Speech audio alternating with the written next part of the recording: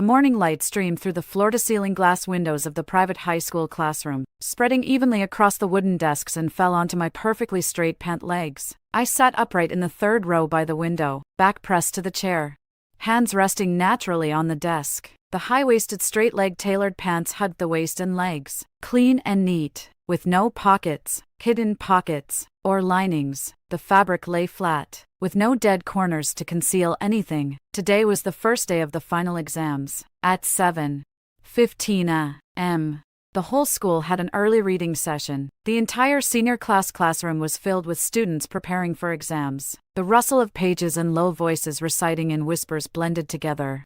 The atmosphere taut yet noisy. I lifted my hand to turn the exam prep manual at the corner of the desk. My fingertips brushed the clearly printed entry terms. My movements were calm and steady, every gesture orderly and neat, catching the attention of those nearby. From the second row behind me, a gust of deliberate crumpling paper noises came, followed by a few low, clearly audible, teasing whispers, their voices aimed straight at me. Mia first propped herself up with her arm, turned slightly to face the cluster of classmates gathering around her, and her gaze landed directly on me. The corners of her lips curved into a deliberately derisive smile, with no attempt to hide it. "You see what she's wearing today? Those pants are just odd. Not a single pocket." Mia lifted her chin, signaling the crowd to look at my lower body, tones full of mockery. Not loud but just enough for me and most of the people nearby to hear clearly. Usually when she takes exams, she always tries to get away with clever tricks. Today she wears this. There's no pocket, so she won't be able to hide anything, right? A few students around Mia immediately chimed in, some following her gaze to inspect my pants, others jeering softly. The classroom's fragmented remarks gradually swelled toward me. No wonder she was spreading exam prediction rumors yesterday. She's probably been planning to cheat and inflate her score for a long time. Her mock exam scores have always been at the bottom. She can't possibly pass on her own, so cheating is the only way. Poor thing, she doesn't want to study hard, always looking for shortcuts. But today's pocketless pants kind of screamed to cover up. The rumors piled up, highly targeted, and everyone assumed I was harboring a plan to gamble and cheat during the upcoming unified exams. Mia sat calmly, watching the others agree with her words. The smile on her face grew brighter, with undisguised triumph and calculation in her eyes. No one knew better than me that this seemingly dull pre-class taunt was a meticulously laid trap of public opinion. In my past life, on this same day, the exact same morning, the exact same rumors began, Mia leading the spread that I wanted to cheat, pre-labeling me as opportunistic, paving the way for the later frame-up of the school Belle Stella. Back then I panicked and tried to defend myself, but the more I explained, the more people thought I was guilty and dishonest. Rumors spread more and more fiercely, and in the end I was forced to bear the charge of cheating, my grades cancelled, publicly criticized by the entire school, and I carried that stigma throughout my high school career. Yet Stella, who relied on cheating to stay at the top of the year and monopolize the school Belle halo and scholarship, stayed completely clean, a perfectly praised exemplary student. In this life I have returned, with no excessive explanations or panicked expressions, only maintaining a proper posture, my fingertips turning the pages of the book at a steady pace, my gaze fixed on the knowledge points, never once turning my head to respond to the noise behind me. My silence, to Mia and her group, became evidence of assumed guilt. Mia leaned forward slightly, raised her voice a bit, pushing the public opinion further toward extremes, deliberately solidifying an unfounded accusation. "Why aren't you speaking up? Have you lost your mind listening to me?" Mia raised an eyebrow, her tone becoming more arrogant. "I'll just say it plainly. Even if the proctoring for this national mock exam loosens up, it won't be your turn to cheat by taking shortcuts. Instead of thinking about hiding cheat sheets, you might as well face the fact that your results are poor and accept it honestly. Don't get caught in the act and ruin our class's reputation." A short-haired girl next to her joined in taunting. "Mia, you should stop lecturing. If she were willing to study diligently, she would have improved long ago. How could she be dragging the class down every mock exam? She's probably decided to take a gamble already." Another boy casually chimed in. "What a pity today the security checks are super strict. I heard the academic affairs office even added staff. Hiding things won't work at all, and in the end she'll only bring shame on herself." Amidst the rising chorus of mockery, I finally raised my eyes slowly, my gaze level with the front, not looking at the people who were jeering behind me. I merely lifted my hand to smooth the folds of the page. A calm, untroubled motion. This pocketless long pants I wore wasn't to conceal anything. It was a deliberate choice I made after my rebirth. I completely abandoned any carrier that could hide slips of paper, tape, or micro-answers, severing the possibility of cheating at its root. I clearly remember that in my previous life, Stella bribed the security assistant student council members in advance to secretly slip a micropaper filled with answers into my pants pocket, and I was ultimately framed, left with no way to defend myself. And this pair of pants with no pockets and no seams to hide things became the first breakthrough for me to tear apart their conspiracy. When Mia saw I remained silent, thinking I wouldn't dare retort, she grew bolder, pulled out her phone, bowed her head, and rapidly tapped the screen, editing the previous conversation and her own subjective guesses into text, sending it to the publicly accessible senior year grade group chat for the whole school. In just 10 seconds or so, messages in the group rapidly refreshed. Countless comments popped up. Questions, taunts, and gossipy remarks, and more than half the senior class students in the entire school saw this post about me. The few minutes before class had turned this into a school-wide public opinion storm, and everyone had already labeled me as sure to cheat on the national exam. Students in the front row turned their heads to look at me, their eyes filled with curiosity, contempt, and a sense of being entertained. As the whole classroom's attention gathered on me, I still had no reaction. Lowered my head, continuing to study the exam preparation manual, my fingers tracing every key point, firmly memorizing all the exam topics. I was clear about Mia's goal. She was responsible for pre-class hype, spreading the rumor, and tarnishing my image in advance, while the real ace was always hidden behind the scenes. Stella, pretending to be at peace with the world. At the back door of the classroom, a slim, elegant figure slowly took a seat, wearing a pure white knitted cardigan paired with a light pleated skirt. Long hair neatly draped over her shoulders, makeup clean and refined. Stella, the school's universally acknowledged class beauty. She had just entered the classroom and sensed the unusual atmosphere, her gaze softly sweeping over everyone, finally resting on me, a flicker of calculation flashing in her eyes before she switched to a gentle, harmless look. Stella didn't join in with the jeers, nor did she speak in derision. She simply set her bag down, slowly took out a book, appearing gentle, kind, and unworldly, even turning to softly dissuade a classmate who was jeering nearby. Let's not say things like that. Before an exam, everyone wants to perform well. Don't casually speculate about others. Stella's voice was soft and gentle, unusually persuasive. That one sentence instantly changed her persona. Compared to the aggressive Mia, Stella's tolerance, generosity, and kindness made her seem more perfect and dazzling, and more starkly highlighted how filthy and scheming I appeared. People around praised Stella for her kind nature and generous treatment of others, further cementing the belief that I harbored hidden thoughts and attracted disapproval. No one noticed. The moment Stella lowered her head to organize the books, her fingertips lightly brushed the bottom end of the pen handle, a subtle and discreet movements, so fast that it was almost imperceptible. I sat still in my original position, my peripheral vision precisely locking onto that movement, watching the entire sequence clearly from start to finish. I know that inside that seemingly ordinary black fountain pen, the ink cartridge chamber has long been hollowed out, concealing a condensed set of exam answers. Today, Stella still arrives at the exam hall with a full set of cheating preparations, and still ready with a complete scheme to frame me. The morning bell rang on time, 7:30.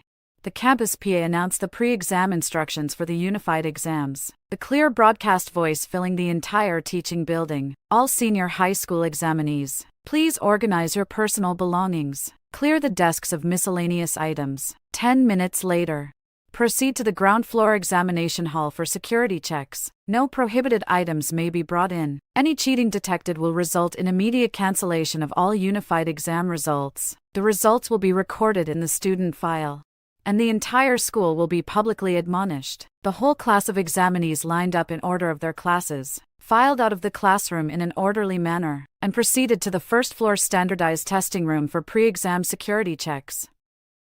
The entire corridor was crowded with third-year examinees, everyone holding their admission tickets and waiting to have them verified. The atmosphere was solemn and orderly. I followed in the middle of the line, my hands naturally at my sides, wearing tight-fitting, pocketless trousers and a simple short-sleeved shirt. All my clothing was flat and close-fitting, with no gaps where items could be hidden. In my hand I only held the admission ticket and a transparent pencil case, which contained only the standard exam essentials: black ink pen, eraser, ruler, and other necessities, with no extraneous items. Mia deliberately squeezed from the back of the line to my side, stood shoulder to shoulder with me, and let out a low, cold laugh, her tone carrying a confident provocation. She had just successfully incited support in the grade group chat. The whole internet assumed I intended to cheat. At this moment she was completely convinced.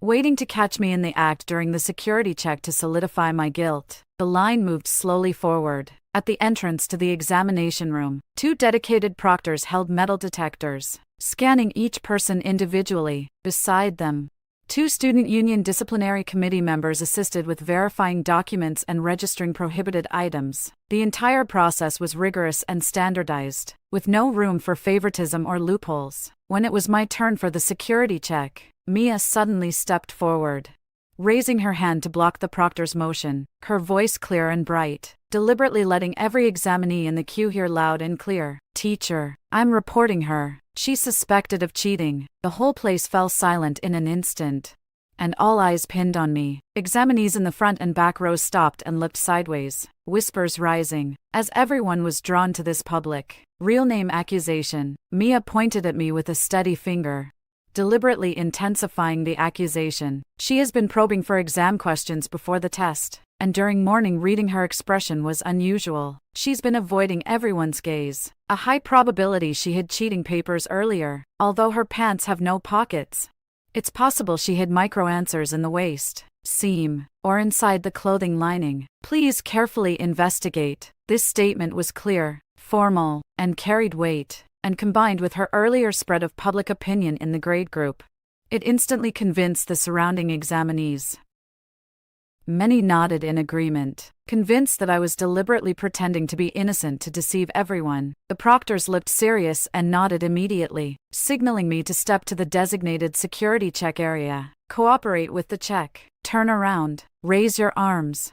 Spin in place. The entire process will be openly verified. If nothing suspicious is found, you will be cleared." I complied with all instructions, moves calm and decisive. Without a moment's hesitation, I raised my arms in sequence, turned, rose on tiptoe, and turned sideways. The metal detector glided slowly over my clothing, covering from my head to my waist, and from my legs to my ankles, leaving no blind spots. The detector remained silent throughout, giving no warning sounds. The 2 proctors exchanged a look, then carefully brushed over every fabric surface of my clothing, checking the seams of my pants, the edges of my shirt lining, and the fit at the waist. The clothing lay flat, tight, with no lining, no bulges, no traces of pasted foreign objects. It was clean and transparent throughout, with no hiding space. Mia would not give up. She stepped forward again, staring relentlessly at my entire body and continuing to press the accusation. "Teacher, could it be an ultra-thin transparent note pasted on the skin, invisible to the naked eye? Many people use this kind of covert method. Please check more carefully so that cheaters cannot enter the exam room." She pressed on, determined to accuse me of cheating, hoping to publicly embarrass me during the security check and bar me from taking the exam. The surrounding rumors rose again, the scrutinizing gaze remaining on me, and the public pressure all weighed on my shoulders. The proctors adhered to fairness and did not be casual in their duties. They conducted another meticulous verification. Their hands touched every inch of the skin positioning area of my clothing to confirm that there were no paper documents or foreign objects. The possibility of a transparent ultra-thin note was also completely ruled out. The entire process was open and transparent, with all examinees in the queue watching and witnessing.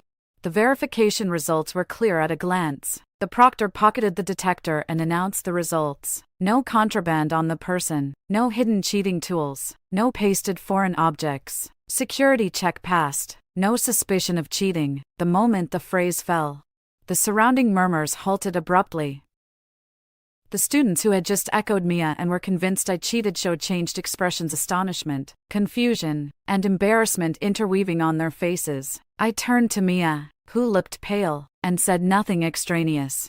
Merely held up my exam admission ticket and waited for the teacher to stamp and release me, calm and unflinching throughout, not a hint of guilt. Contrasting starkly with her calculatedly provocative pretense, Mia's face went from red to white, then to green with extreme discomfort. Her carefully laid out public opinion and the painstakingly crafted accusations had, in the face of this open and stringent security process, been utterly shattered. Her public rumors and malicious accusations were laid bare for everyone to see. Beside her, a member of the student union's disciplinary committee recorded the scene and softly reminded, maliciously accusing examinees without evidence and disturbing the exam security order constitutes a violation of discipline and will be registered and reported. This statement completely crushed Mia's last ounce of nerve. She stiffened in place, at a loss.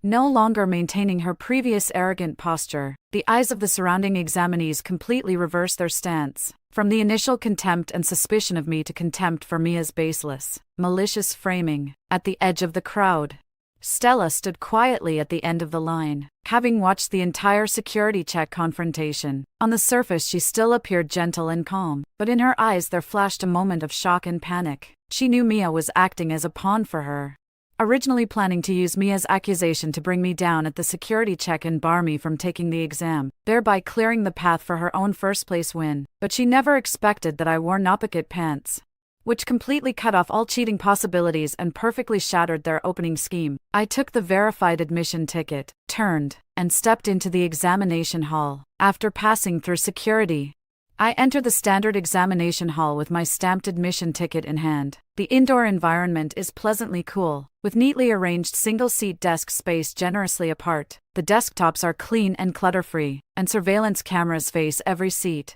recording the entire process with no blind spots. A notification sign about examination rules hangs in the center of the wall, making the regulations clear and strict.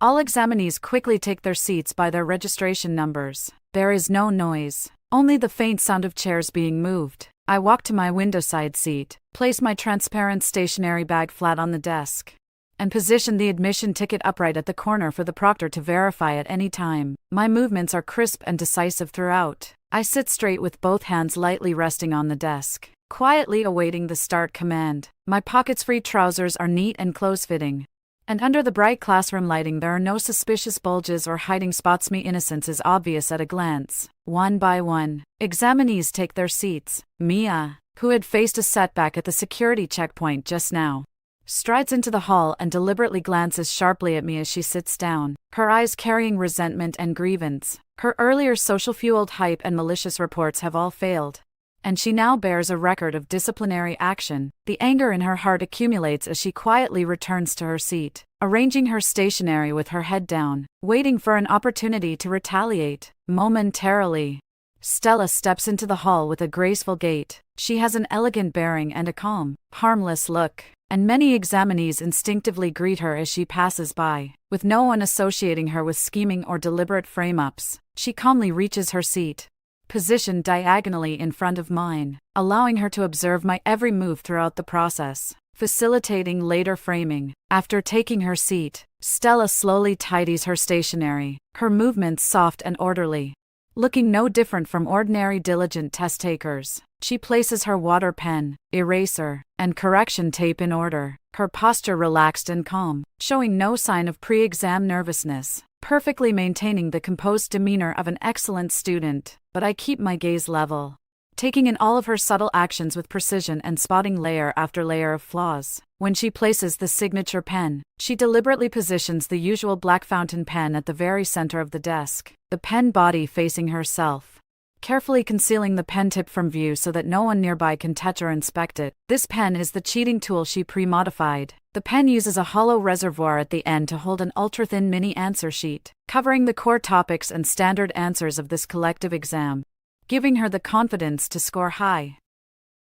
At the moment of seating, she repeatedly rubs the pen tip with her fingers to ensure the seal is intact, fearing the flaws might be exposed early. Furthermore, when tidying her sleeves, Stella acts unusually restrained, The inside of her knitted cuff has a hidden narrow pocket sewn into it, containing neatly cut mini formula slips with the course steps for solving math problems, extremely thin sheets that lie against the inside of the fabric, barely noticeable to the naked eye. Every time she lifts her hand to adjust her sleeve, she instinctively tightens her arm to prevent the cuff from swinging and revealing traces. Not only the stationery and sleeves, but the edge of her square eraser also shows subtle wear marks. The originally smooth edge is deliberately grooved to hide a folded piece of answer paper that fits perfectly into the groove, invisible from the outside, and can be pressed to extract, providing strong concealment. 3 cheating points are clearly divided: multiple choice, fill in the blank, and long-form questions, all prepared with meticulous completeness. In a past life I sat here, filled with exam nerves, never noticing these subtle flaws of hers. It wasn't until mid-exam that I was suddenly accused of cheating, and the paper slips appeared out of my pocket from nowhere, revealing her true nature. But by then I had no way to defend myself and could only bear the stigma passively. In this life, I have been reborn with calm and clear judgment, and I will expose all her disguises and behind-the-scenes tricks. She appears calm and composed, but every action she takes is a deliberate act of disguise and restraint, with an undercurrent of undeniable anxiety and calculation. To ensure absolute certainty, once Stella was seated stably, she turned her head casually to Mia behind and to the side. The two briefly locked eyes without any words, yet achieved a mutual, tacit understanding. Mia nodded slightly in acknowledgement, then adjusted her posture, leaning a little forward, just enough to block the sightlines from the invigilators scanning Stella's desk from the side and rear. One hides the cheats, one watches the surroundings. Their coordinated cheating setup had fully formed. They not only prepared a complete set of cheating tools, but also pre-planned ways to obstruct view and evade inspection, meticulous and vicious in their scheming. With all examinees seated, 2 invigilators stood in front and behind, announcing the exam rules and answer protocols, reminding students to avoid any violations, and that the whole process would be recorded. Any infractions would be logged and reported immediately. The room fell into absolute silence as everyone listened intently. Only Stella remained calm, as if all rules were unrelated to her. She was confident that her cheating method was sufficiently covert, confident in Mia's flawless cooperation, and more confident that, following the trajectory of her previous life, she would be forcibly framed mid-exam and bear all accusations of cheating on her behalf. She had already laid out a complete plan, waiting for the test to begin to quickly copy the answers, secure the top spot in the grade, and then seize the opportunity to trigger my cheating scandal. I sat upright in my seat, my posture straight, the desk clean with nothing extra on it, and the pants without pockets completely cutting off any possibility of cheating. The exam papers were opened. The proctor distributed the papers and answer sheets, and the parchment rustle softly echoed in the examination hall. The papers were passed from one student to the next, and once everyone had received theirs, they filled in their personal information as required,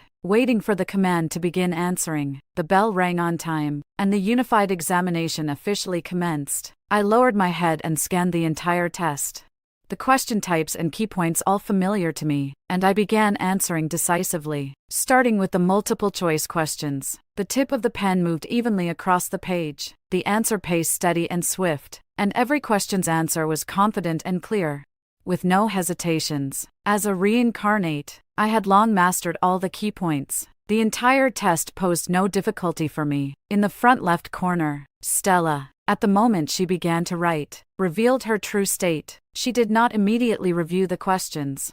Her fingertips first slipped under the desk, using her body to shield, subtly twisting the pen tip to slip out a tiny note from the interlayer of the signature pen. She lowered her gaze and quickly skimmed the answers, then quietly pushed the note back into the casing to restore it.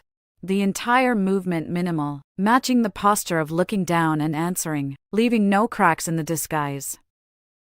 Behind and to the side, Mia vigilantly kept watch, her body slightly inclined, blocking the usual inspection angles of the proctors, steadily shielding Stella from most of the blind spots. The two of them worked in perfect coordination, communicating silently throughout, so proficient that it did not resemble cheating for the first time. Stella compared the carried standard answers and rapidly copied them. The multiple-choice questions required almost no thought. She answered as soon as she wrote, her speed far exceeding that of normal test takers. To avoid exposing the high similarity of their answers at a quick glance, she deliberately slowed down on some smaller questions, occasionally pretending to pause to review the questions, raising her hand as if calculating, creating the illusion of independent thinking while solving. These subtle disguises were enough to fool the proctor and nearby examinees, but not my sight. As the answering progressed, Stella's calculations completely surfaced. She no longer just copied the answers.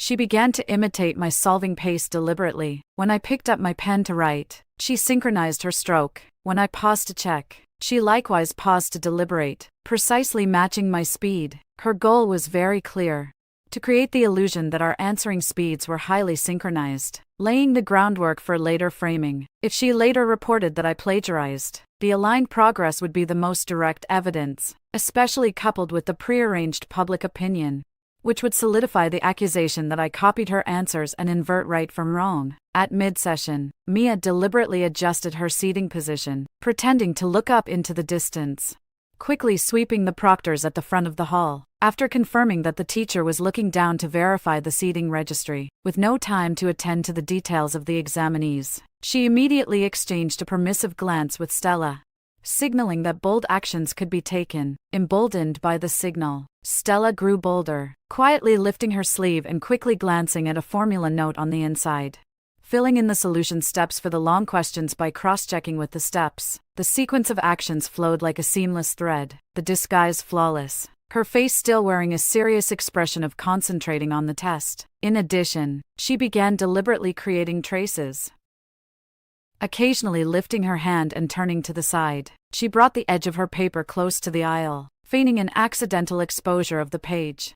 While quietly adjusting her seating to make it look like she was peeking at my exam paper, she deliberately manufactured the visual illusion that I was in front and she behind, facilitating my reverse copying, thereby perfecting her framing logic step by step. In a past life, it was precisely these deliberately fabricated scenes, plus the cheating note that appeared in my pocket out of nowhere, that left me powerless to argue and branded me with the stain of cheating. I maintained my original answering pace throughout, neither speeding up nor slowing down deliberately, kept a proper posture without moving, my eyes always fixed on my own paper, with no glances to the side. My trousers had no pockets, clean and straightforward. The writing sequence on the page was complete and clear, every step of the answer showing independent thinking, eliminating any suspicion of copying from the ground up. Stella stared at me for a long time, but she could never find any exploitable flaw, and her eyes gradually showed signs of impatience. She is used to controlling everything,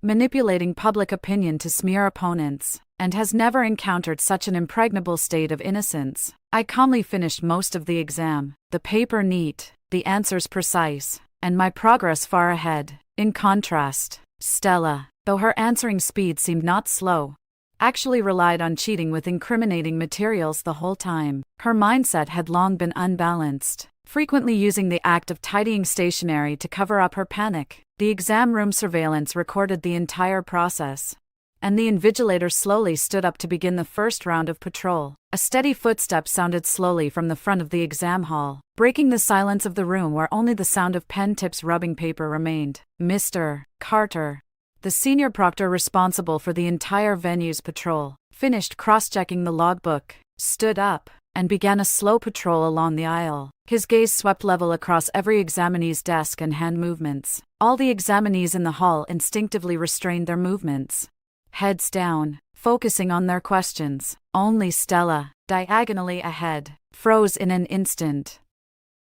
The fingertips that had been lightly resting on the pen suddenly tightened, the knuckles turning pale, and her body unconsciously leaned forward, pressing hard against the edge of the desk in a bid to hide every subtle trace. Mia's alertness snapped to full power. She quietly adjusted her seating posture, her upper body deliberately tilted towards Stella's side, precisely blocking half of the downward viewing line of sight, continuing to perform her duty of watching for signs. The two of them worked silently in concert, attempting to cover up their earlier cheating. Mr. Carter was notoriously strict at the school, renowned for overseeing major standardized exams, adept at catching micro-movements that reveal cheating. Countless concealed cheating methods had been exposed by him on the spot. He moved with even steps, gliding past each side of the seats, his gaze sharp with not a hint of cursory scanning. I kept my original answering pace unchanged, with a straight back, my gaze always fixed on my own answer sheet, the pen tip calmly writing, without any distractions. My clothing was neat and close-fitting, with no pockets or inner lining, a clean and transparent state that required no deliberate disguise. Exuding an air of innocence, the proctor's figure gradually approached Stella's seat, less than 2 meters away. Stella's mindset completely unraveled.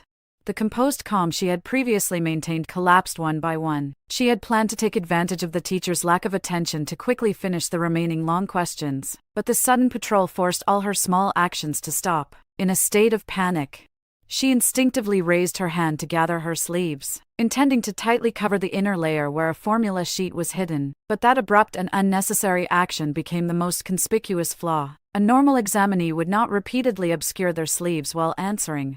This abnormal gesture instantly attracted Mr. Carter's attention. Mr. Carter halted, stopping beside Stella's seat. He did not speak to question her, only lowered his gaze quietly to observe her answer sheet and actions. The high-tension atmosphere immediately enveloped Stella. She forced herself to suppress the panic in her heart, maintaining composure as she lowered her head and rapidly wrote, deliberately creating the appearance of focused concentration. Yet the slight tremor of her fingertips and the intermittent marks of her pen had long betrayed her anxiety. In just a few seconds, Stella made several abnormal movements in succession. She repeatedly pressed the end of the pen to confirm the inner sheet had not fallen out or exposed. She rubbed the edge of the eraser repeatedly to check whether the tiny answers in the groove were secure. Her elbow constantly rubbed against the desk to hide the fine paper shavings left under the table. The fragmented and superfluous small actions piled up, forming a stark contrast with the steady answering of the surrounding examinees. Mr. Carter narrowed his eyes, his gaze fixed tightly on her desk and hands. "Lift your head." Mr. Carter's voice was deep and solemn, not loud, but with a strong sense of pressure that instantly froze the surrounding air. Stella's body trembled slightly, slowly lifting her head, forcing a look of calm onto her face. But her eyes wandered and dodged, afraid to meet the proctor's gaze. "Teacher, is there a problem?" Too many hand movements, frequently covering the sleeves and pressing on the stationery. "Abnormal behavior." Mr. Carter pointed out her flaw with blunt clarity, his tone leaving no room for doubt. "Raise your hand." Both hands off the desk. "Flatly show them." With the order issued, a flash of panic crossed Stella's eyes. She hesitated to raise her hand, the note tucked inside the inside of her sleeve not yet properly stowed. And if she stretched out her arm, it could be exposed at once. She deliberately delayed, trying to find a way to maneuver, and spoke softly to defend herself. "Teacher, I'm just habitually tidying my sleeve while doing problems.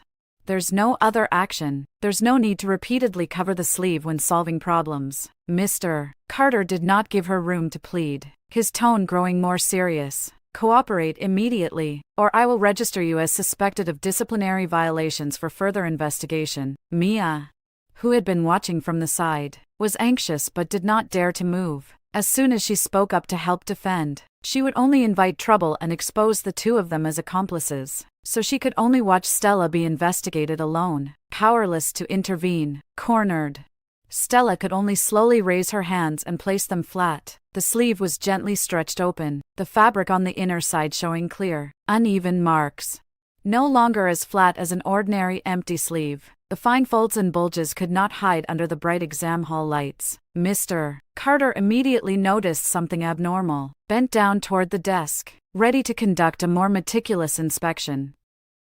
Stella was completely flustered, hurriedly arguing again, attempting to turn the situation around. "Teacher, it's the fabric's creases. It's inherent. I didn't deliberately hide anything. I've been answering seriously. I've never had any cheating ideas." While defending herself, she quickly drew back her arm, trying to seize the moment between words to secretly shake the note inside the sleeve and destroy the evidence. But all her small movements were clearly recorded by the fully running surveillance, and I could see them all clearly. I remained seated in my original position, steadily taking notes and answering questions, maintaining a clean and straightforward stance throughout. The opponent's desperate struggle and deliberate deception would only make her disciplinary trace more obvious, laying the groundwork for a complete downfall later. The proctoring of the exam proceeded without being distracted by her rhetoric, and he signaled for her to rise and undergo the inspection. Stella's face completely lost its color, and under the silent gaze of the whole hall,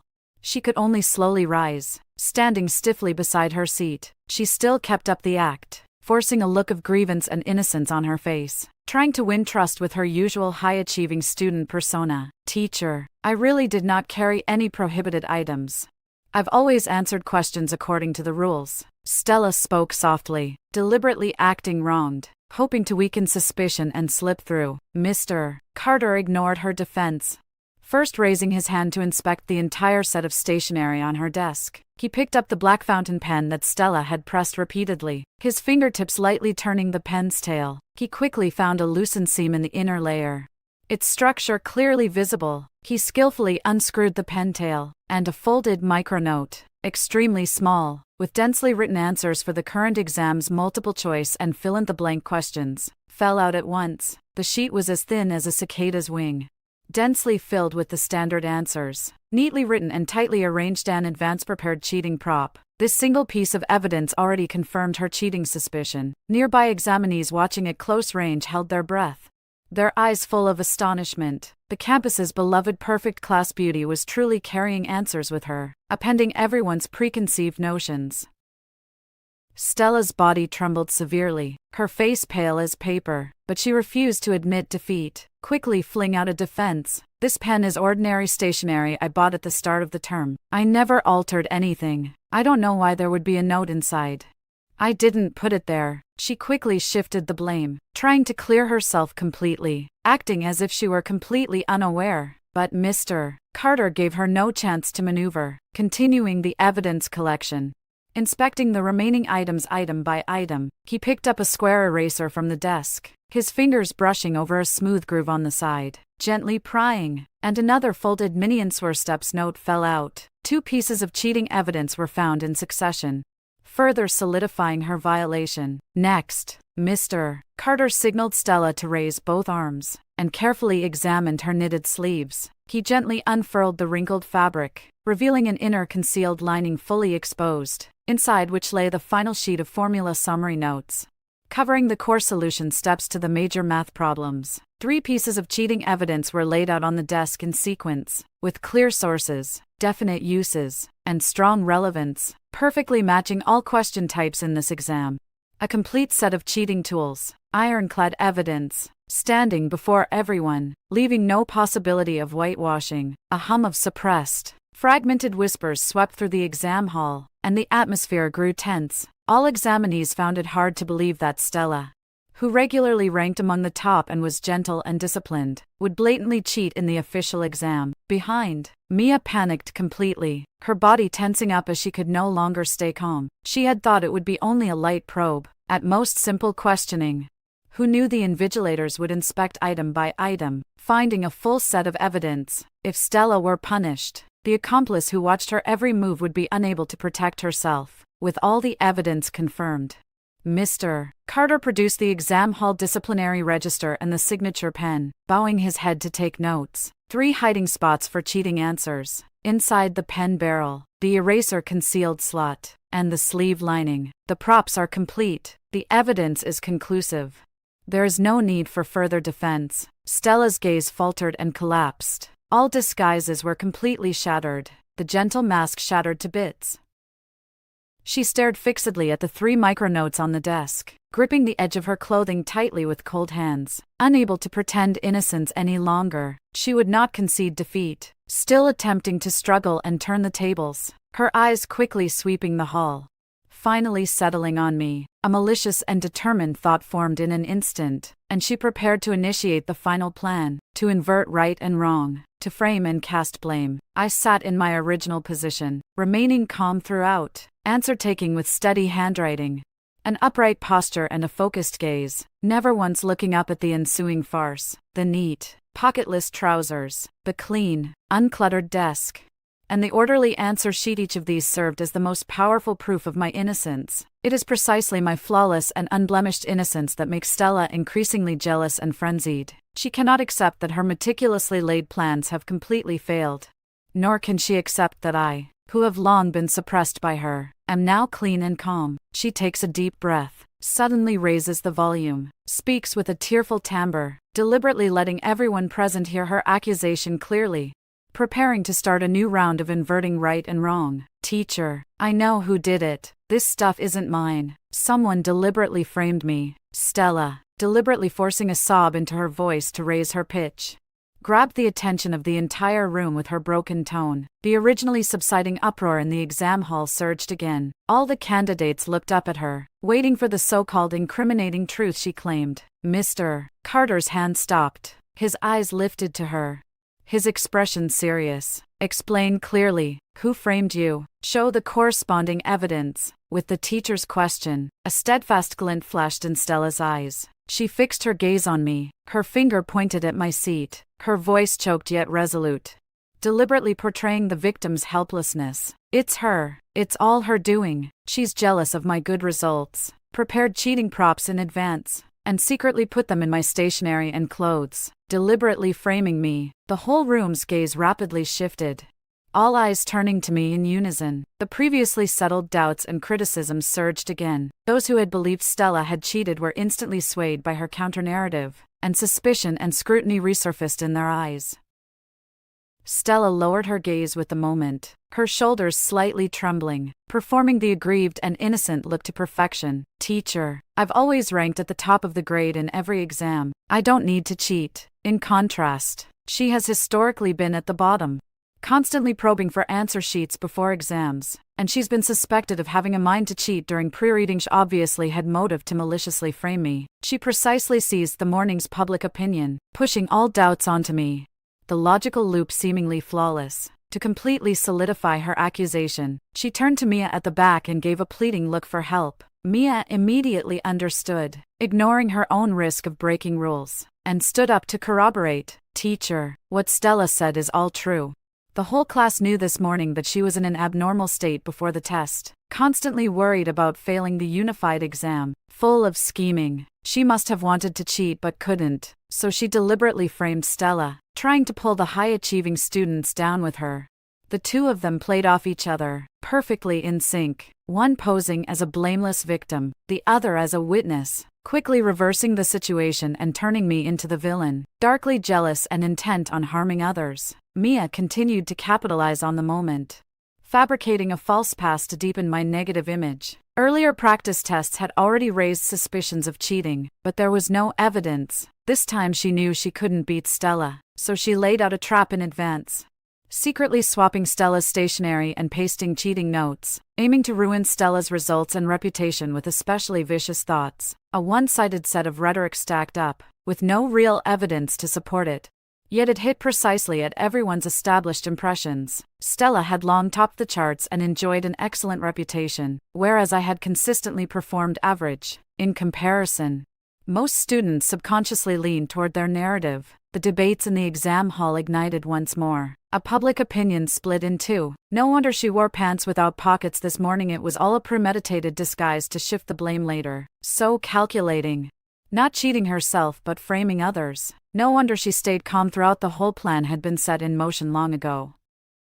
The rumors took hold of me again, replicating the exact same social trap from my past life, right before my eyes. The only difference was that in this life I already held absolute evidence of my innocence, and would no longer be passively defending myself, or wallowing in defeat. Mr. Carter's gaze was prudent as he turned to me and asked in a low voice, "The other party accuses you of deliberately framing to cheat. Do you have any explanation?" I finally stopped writing, slowly raising my head, devoid of extra emotion throughout, my tone calm and cool, without any trace of panic. "I do not need to explain. The evidence can prove everything." Stella, after I remained silent for a long while, finally said this plain sentence, wrongly assuming I was at fault, speechless to refute.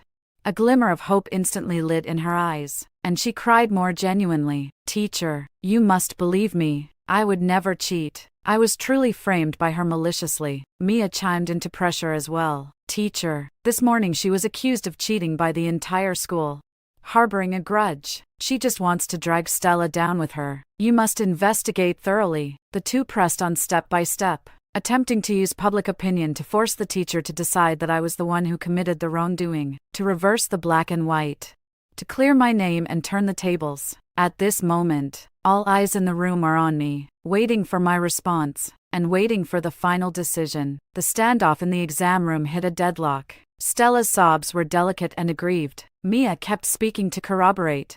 And the entire audience's public opinion almost completely leaned toward the two of them. Just as Mr. Carter was about to pull up the surveillance to verify the truth, the main door of the exam room was pushed open, and our class's head teacher, Mr. Cole, strode into the room. The originally solemn and quiet exam atmosphere tightened again. Mr. Cole is a teacher widely known in the school for favoring top students, and he has always defined a person by their grades. He particularly favored Stella, who had been at the top, while he had always been distrustful and aloof toward me, who had average grades. As soon as he entered, he noticed the stalled exam progress and the surrounding tense atmosphere. His eyes first fell on Stella, who was crying uncontrollably. Then he frowned and looked at the proctor teacher, his tone carrying inquiry. "Mr. Carter, what happened in the exam room?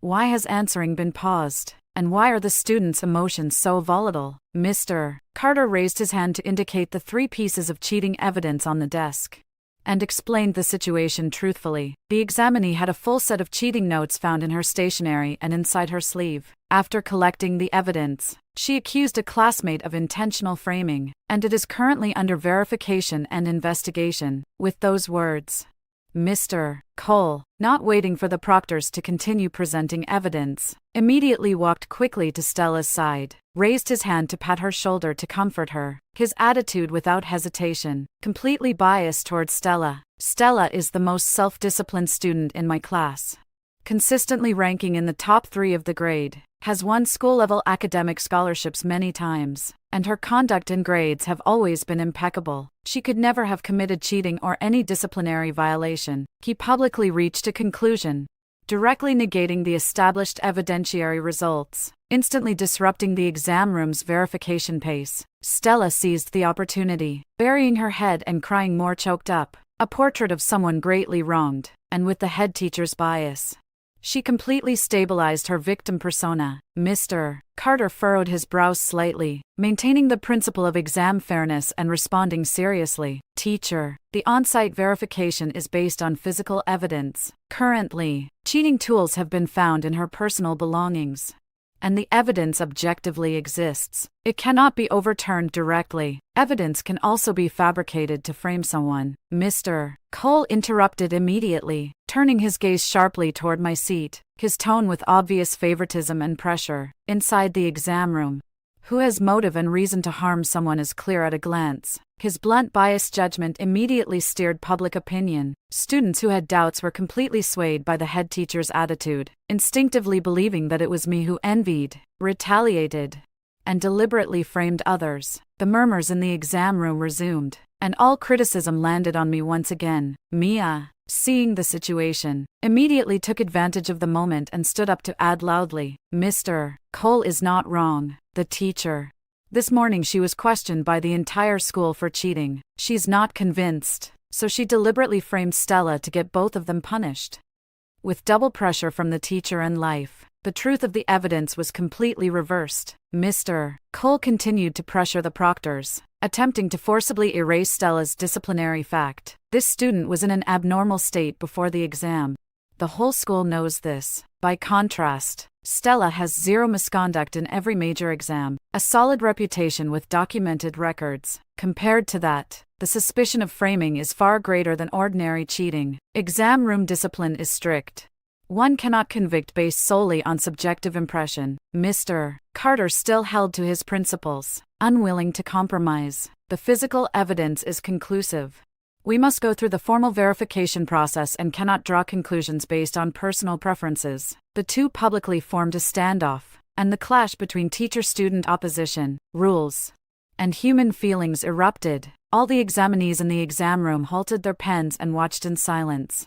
No one dared to make a sound to interrupt. What began as a simple incident of evidence-collecting cheating had completely escalated into a school-wide dispute over exam room discipline. Mr. Cole refused to yield and publicly made an unreasonable demand. "I request a temporary suspension of discus.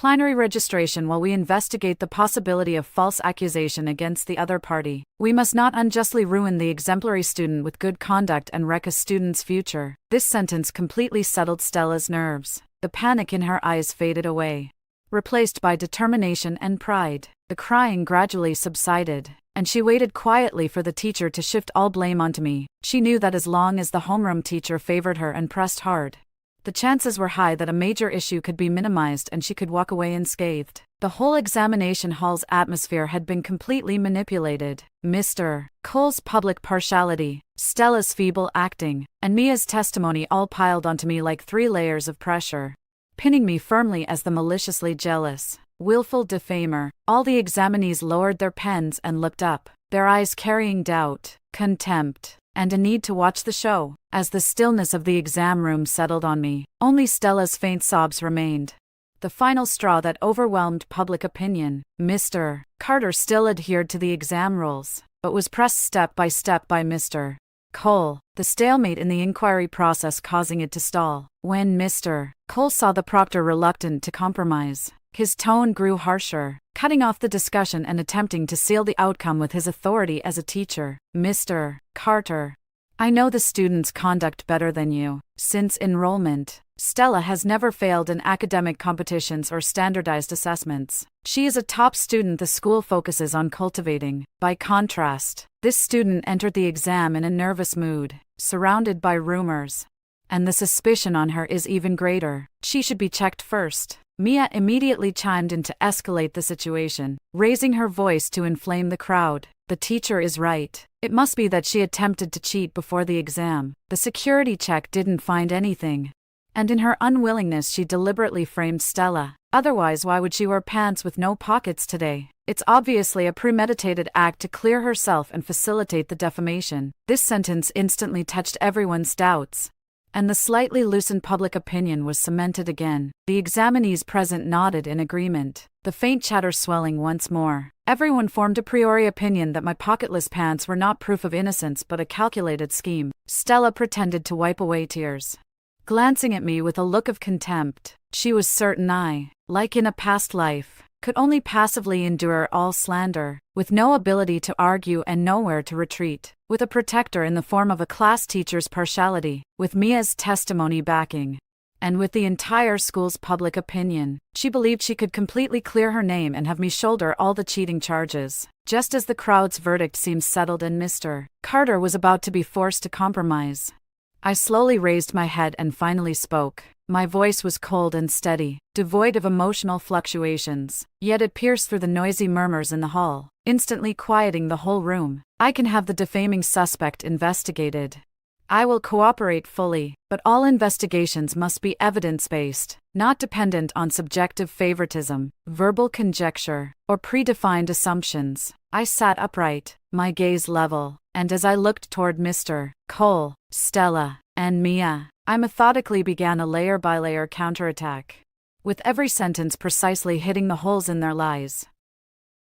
I first gestured to my clothes, presenting the most straightforward hard evidence. First, the pants I'm wearing today have no pockets, no hidden layers, no elastic seams and even fabric that is flat and tight all over. There is no space to hide, attach, or bring in paper items. From the early reading session, to line-up security checks, to taking the seat for the exam, everything was transparent and visible. I had no means to carry, transfer, or discard any notes. I turned slightly to the side so everyone could clearly see the pants cut in detail. My state of openness and flawlessness was evident at a glance. If I had prepared cheat notes in advance to frame Stella, I would have needed to carry 3 different small answers on me, and precisely slip them into 3 locations inside her pen barrel, the rubber clip layer, and the inner sleeve. But I had no storage space on me at all, so the premise of carrying cheating tools is entirely untenable.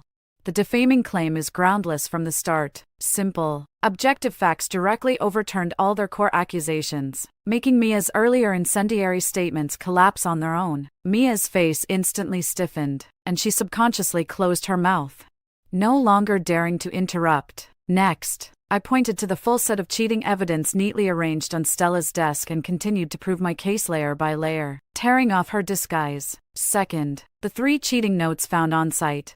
Cut to exactly fit Stella's specially modified stationery and the inner sleeve of her clothing, the depth hollowed out inside the pen barrel, the groove width ground on the eraser, and the size of the sleeve's inner layer sewn in all match the note's dimensions precisely. My tone was calm.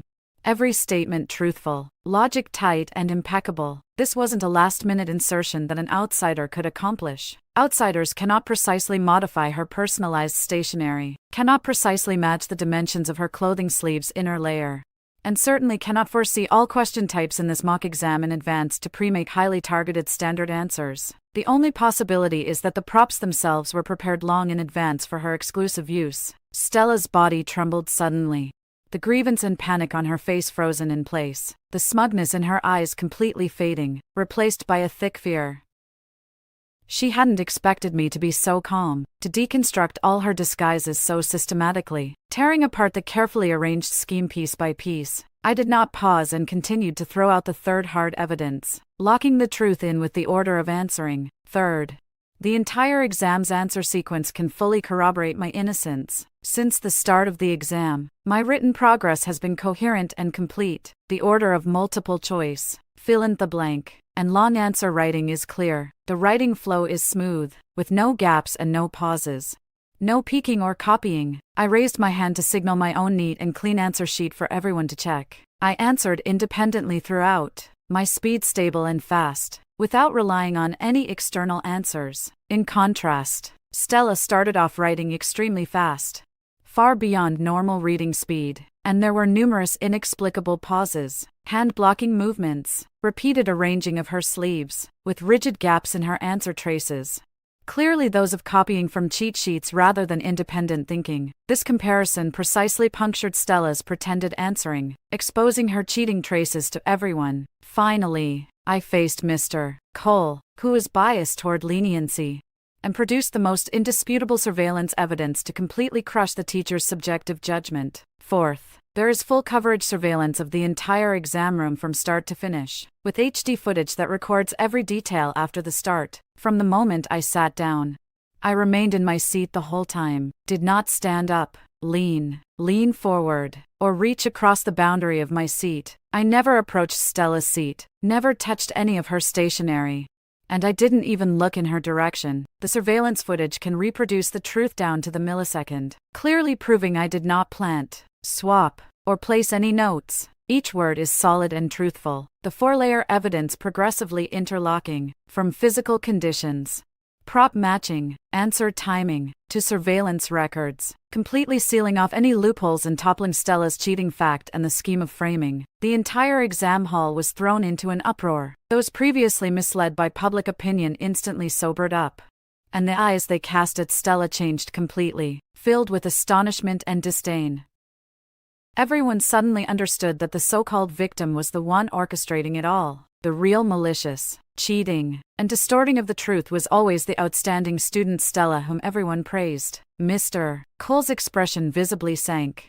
The conviction and bias disappeared from his face, replaced by embarrassment and stiffness. The proud image of the top student he valued was dismantled step by step by my logic, and his previously firm subjective conclusion instantly became the joke of the entire room. Stella could no longer maintain her feigned fragility. Her cry abruptly stopped, her face pale as paper, fingertips tightly clutching the edge of her clothes, her body uncontrollably trembling. All of her bravado, pretense, and scheming collapsed in the face of hard evidence, the carefully laid out public opinion, the favoritism she leveraged from her seniors, and the conspiracy to reverse right and wrong, all shattered with a single blow. Mr. Carter's expression became completely grave. He raised his hand to put away all the cheating evidence, and his gaze turned sternly towards Stella and the awkward Mr. Cole. The chain of evidence is complete and closed. The false accusations are not valid. The candidate is innocent and verifiable. The disciplinary violation in this case is clear.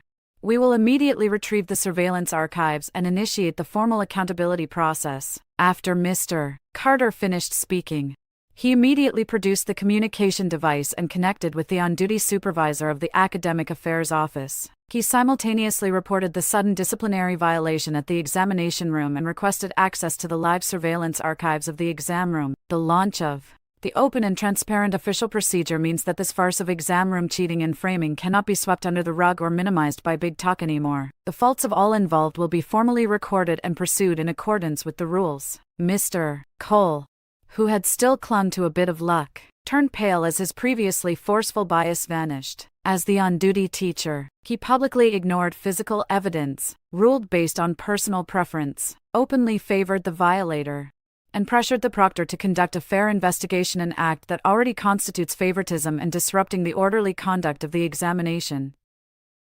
Once the school intervenes to define the incident, his teaching assessments and commendations will be severely affected. Stella stood stiffly beside her seat, her pallid face drained of any gentleness or elegance. She clenched her lower lip hard, her fingertips gripping the hem of her clothing, fear and despair spreading wildly in her eyes. The image of her once proud excellent student persona, her pristine self-discipline reputation, and her top-ranking position in the grade collapsed in this moment. Within minutes, 2 academic affairs office administrators strode into the exam room, holding tablets and a registration ledger, their expressions grave and solemn. As on-site inspectors of the school-wide standardized exams, they specialize in handling exam misconduct, public opinion disputes, and disciplinary actions, with every determination directly recorded in the school-wide official files and possessing final authority. Mr. Carter presented the 3 cheating props found on the spot, reporting each detail of the verification, the confrontation between both sides, and the 4 pieces of evidence I provided proving my innocence. The reasoning was clear, and the facts were complete, with no biased statements throughout. Faithfully reconstructing the truth of the exam room, the inspectors immediately retrieved the exam room's high-definition surveillance footage from the back end, and the real-time video appeared on the tablet screen, showing a millisecond-to-millisecond replay of the entire testing process. The video was clear and bright, fully documenting Stella repeatedly stroking the pen after taking her seat, concealing a weapon in her sleeve, and secretly glancing at a crib sheet. It also clearly corroborated that I remained seated in my position throughout, with no overstepping actions or contact with anyone's belongings. The surveillance footage precisely captured several key flaws. Stella using Mia's gaze to block the line of sight, quickly copying answers in the examiner's blind spot. The moment the proctor discovered it, her frantic attempts to hide the props and mask the small actions. And finally, the deliberate pointing at me to invert black and white and frame me. All the dirty moves were fully captured by the camera, with no omissions. The truth was laid bare for all to see. Every examinee in the room could clearly hear the murmurs of disbelief. Everyone saw Stella's hypocritical mask, understood Mia's collusion to shelter and maliciously incite public opinion, and recognized the head teacher's public favoritism and obstruction of the fair investigation. After watching the surveillance, the inspectors' expressions grew sterner. They looked toward Stella first and immediately established a preliminary disposition, carrying multiple pre-made cheating props, cheating on the exam floor, and maliciously framing a classmate afterward. The circumstances are serious and constitute a severe violation of the standardized exam rules. Stella's legs trembled and she nearly toppled as she pleaded for mercy, abandoning the arrogance she had shown before. Teacher, I know I was wrong. I was momentarily confused and made a mistake. I'm willing to admit fault and accept punishment. Please don't record this in the files, and don't cancel my grades and my scholarship. She knew very well how such a disciplinary record would affect her for life. Once recorded in the student's lifelong file, not only would this year's entire standardized exam score be invalidated and the annual scholarship cancelled, but even future college recommendations, school-wide honors, and competition qualifications would be wiped clean, completely destroying years of hard work building an outstanding student record. But the official exam rules are non-negligible. The inspectors would not be swayed. Turning to Mia, who had been guarding the entire process and inciting public opinion, and at the same time held accountable during the exam period, actively obstructing the view of a cheating student, assisting in evading inspection, publicly spreading rumors and inciting public opinion afterward, and maliciously slandering an innocent classmate, constitutes colluding in cheating and disturbing the exam atmosphere. To be recorded and pursued. Mia panicked instantly, her face turning pale, quickly waving her hand to defend herself. I didn't. I just said a few words casually. I don't know the real situation. I didn't mean to shelter anyone, nor did I intend to harm anyone. but the surveillance footage clearly recorded her repeatedly adjusting her posture, deliberately obstructing the inspection line of sight, and cooperating with Stella in cheating throughout. It also showed her raising her voice publicly, fabricating past events, and inciting the entire hall to question. With ironclad evidence in front, all excuses seemed pale and weak, only increasing the suspicion of sophistry. Finally, the inspectors turned their gaze to Mr. Cole, who looked embarrassed on the side, and spoke sternly. As a course teacher, during the exam inspection period you ignored physical evidence and monitoring facts, favored the cheating student based on personal bias, forcibly interfered with the fairness of proctoring, misled the exam's public opinion, disturbed the normal inspection order of the unified examination, and you are suspected of professional ethics violation. Further investigation will be reported separately to the university board for a special review. This sentence completely shattered Mr. Cole's last shred of dignity. His face tightened, eyes full of embarrassment and remorse. With no way to argue, his momentary preference for shielding the student not only failed to protect his prized top student, but also ruined his professional reputation and annual evaluation. The inspectors immediately and swiftly entered all disciplinary information into the official system for registration and archiving, while publicly announcing the preliminary punishment. Stella's overall unified exam score voided. The entire school publicly criticized. All annual awards qualifications cancelled, and a warning to stay at the school. Mia's single subject score voided, recorded in the school-level disciplinary ledger, and the entire school criticized. Mr. Cole suspended from this semester's evaluation and awaiting the outcomes of a special ethics review. Layer upon layer of accountability was enforced. No one escaped. The three schemed conspiracy ultimately boomeranged on them all, truly achieving a full reversal for all. With guilt and punishment matched, the whole exam hall watched the complete ending in silence. No one dared to speak again. Everyone understood completely that the overwhelmingly negative public ridicule this morning had been a self-directed and staged farce by villains from start to finish. And that I, who had been misunderstood and criticized, had always been innocent and faultless from the beginning. With the farce over, the inspectors closed the monitoring page and publicly announced my innocence. Upon full examination, this examinee committed no cheating, no collusion to defame, complied with exam discipline throughout, was utterly innocent, and participated normally in the remaining exams. The verdict of innocence landed, and the tense atmosphere in the examination room slowly dispersed. The inspectors completed all disciplinary registrations, stored the ledgers and cheating evidence, and on the spot instructed the staff to take Stella and Mia away from the exam room. Awaiting the ensuing school discipline procedures, Stella shed all her shine completely, her face ashen, her eyes hollow, no longer any trace of the elegance and composure of a campus belle. Her steps were limp, she kept her head down and silent throughout. And she no longer dared to look up at me. The halo of being the top student she cultivated her whole life, the pristine persona, and the advantage in advancement collapsed today. All greed and malice finally rebounded on themselves. Mia followed closely behind, every nerve taut.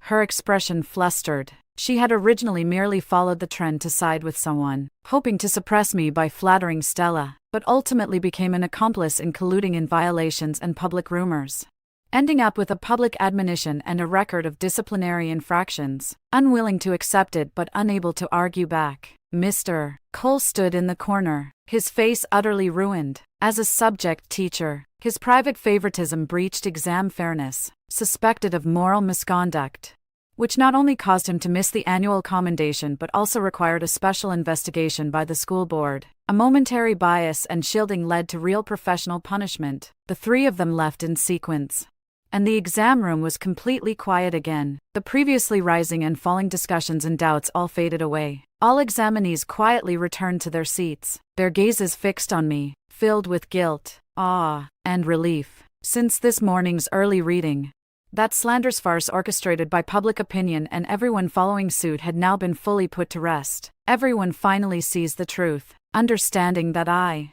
who was ridiculed by everyone and targeted deliberately, had been completely innocent all along. The proctor, Mr. Carter, restored order in the exam room, signaling all examinees to return to their test-taking state and continue with the remaining answers. The exam room discipline was reinstated. the soft scratching of pen tips on paper once again filling the air, and the atmosphere became solemn and orderly.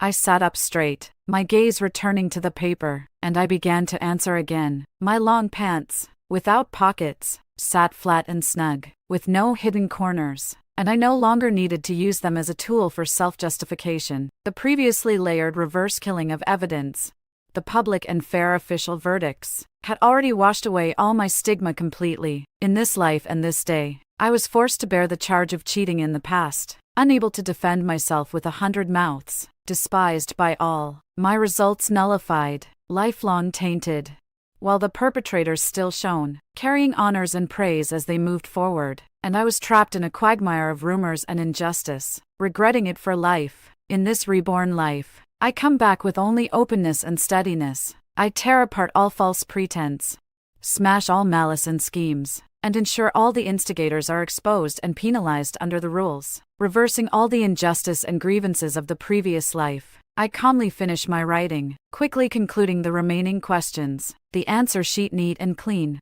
precise and faultless, no lucky opportunism, no deliberate hype, only my own strength, steadily earning the results and glory that belong to me. The exam countdown ends, and the paper collection bell rings on time. I put down my pen and wait quietly for the papers to be collected. Movements composed and tranquil, my state of mind clear and stable. All papers collected, the students depart in order. Passing classmates glance sideways. There is no longer contempt or ridicule, only complete respect. After this campus storm, no one on campus dares to spread rumors about me again. Everyone remembers the truth of this ultimate reversal and remembers my undeniable innocence and backbone. Sunshine pours through the floor-to-ceiling windows of the exam hall, landing on the desk and on my shoulders. Warm and upright, bright and honorable. The abyss that once crushed me in my previous life has been overturned by me with my own hands. The justice and glory I owed in that past have returned this moment. In this rebirth, I sever the stigma, smash the conspiracy, and exact vengeance on malice. With absolute innocence and absolute strength, I rewrite the doomed ending into a completely new life.